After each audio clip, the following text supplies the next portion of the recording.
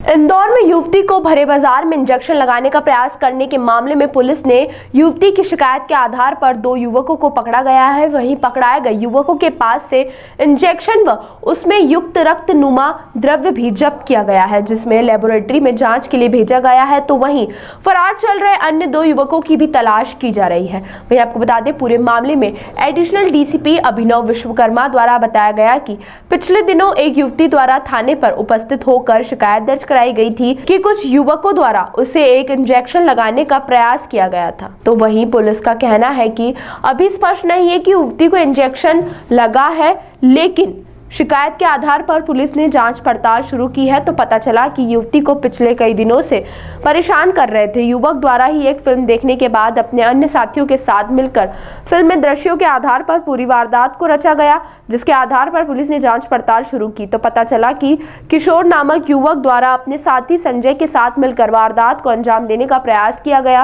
अन्य 2 साथियों को रुपयों के लालच देकर युवती को इंजेक्शन लगाने के लिए भेजा गया था। इसके बाद पूरे मामले में पुलिस ने 2 युवकों को गिरफ्तार कर लिया और पूरे मामले में अन्य फरार चल रहे 2 युवकों की तलाश के साथ ही एक भिक्षुक की भी तलाश की जा रही है। फिलहाल युवती को इंजेक्शन लगा या नहीं, इसकी जांच की जा रही है। तो वहीं जो पुलिस ने युवकों के पास इंजेक्शन और सामग्री बरामद की है, उसकी लेबोरेटरी में जांच की जा रही है और इसी के बाद पता चलेगा कि संक्रमित है या नहीं। सराफा थाना क्षेत्र में 12 मार्च की तारीख को एक घटना घटित हुई थी, जिसमें एक पीड़िता के द्वारा थाने पर आकर रिपोर्ट किया गया कि वह अपनी स्कूटी से यहाँ पर जा रही थी और अचानक कुछ व्यक्ति उसके स्कूटी के सामने आते हैं, जिसके कारण उसने स्कूटी रोकी है।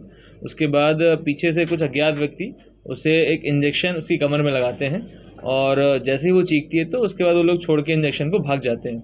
उसके बाद जो पीड़िता है वो थाने पर आकर रिपोर्ट करती है। इसमें मामला पंजीबद्ध किया गया उचित धाराओं में।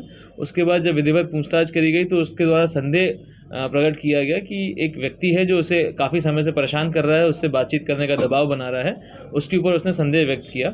जब उस व्यक्ति को तलाश किया गया और उसको पूछताछ के लिए थाने पर लेके आया गया तो यह हम ज्ञात हुआ कि उसके द्वारा इस प्रकार का घटनाक्रम किया गया है और षड्यंत्र बना करके किया गया है।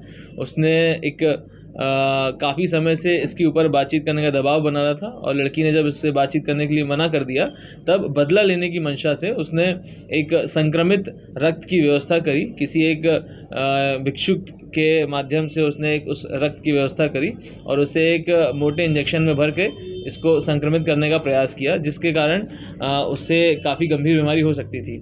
पूछने पर ये कैसे उसके दिमाग में आइडिया आया तो उसके द्वारा बताया गया काफ़ी समय पहले उसने एक मूवी देखी थी जिसका नाम आई मूवी था, जो साउथ इंडियन फिल्म इंडस्ट्री की एक अच्छी प्रचलित मूवी है। उसमें उसको देख करके ऐसा आइडिया आया कि एक संक्रमित रक्त का इस्तेमाल करके पीड़िता को परेशान किया जा सकता है। इसमें उसके 2 अन्य साथियों के नाम सामने उजागर किए हैं जिसने ये घटना को अंजाम दिया था। वो दोनों आरोपी मालवा मिल क्षेत्र के रहने वाले हैं। उनकी गिरफ्तारी अभी नहीं हुई है। फिलहाल अभी तक 2 आरोपियों की गिरफ्तारी हुई है जिन्होंने ये घटनाक्रम को प्लान किया था। सर, मूवी को देखने के बाद ही इन्होंने इस तरह का प्लान बनाया?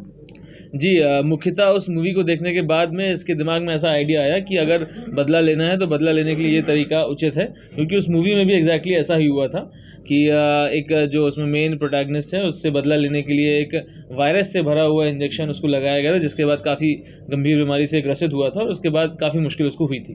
कुछ आरोपियों के बारे में कहा गया? जी वार्डन, पकड़े गए आरोपियों ने कुछ बताया, कुछ जानकारी दी दोनों आरोपियों के बारे में? हाँ, जिन 2 आरोपियों को हमने हिरासत में लिया उनके द्वारा अन्य 2 आरोपियों के बारे में बताया गया। उनकी गिरफ्तारी जल्द से जल्द होगी। इसमें एक बात और सामने आई कि फरवरी 2023 में भी इस प्रकार की घटनाक्रम इसी जो आरोपी है किशोर कोरी के द्वारा 2 महिलाओं के माध्यम से करवाया गया था, जिसमें एक ब्लेड से इस पीड़िता के ऊपर हमला कराया गया था, जिसका मामला छत्तीसपुरा थाने में पंजीबद्ध हुआ था। सर, अभी जो इंजेक्शन लगा था लग गया था क्या युवती को? इंजेक्शन प्रिक कर दिया गया था, परंतु उसका ट्रांसमिशन हुआ कि नहीं हुआ इसके बारे में अभी जानकारी कम है।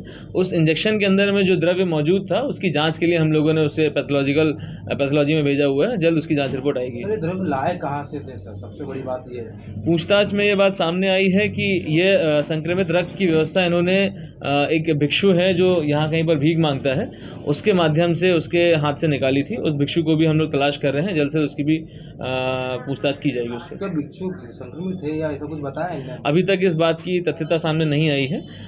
ब्लड रिपोर्ट आने के बाद में ब्लड संक्रमित था या नहीं था, इसके बारे में कुछ कहा जा सकता है। सर, जो आरोपी हैं ये युवती को कब से जानते थे और किस तरह से ये पीछे पड़े?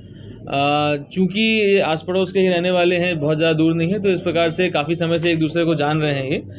परंतु बातचीत करने के लिए दबाव बनाने का काम पिछले साल से चालू किया था। इसमें ये बात और बता दूं कि जो आरोपी है, मुख्य आरोपी, वो मल्हारगंज थाने का लिस्टेड गुंडा है और उसके ऊपर कम से कम 11 अपराध पंजीबद्ध हैं।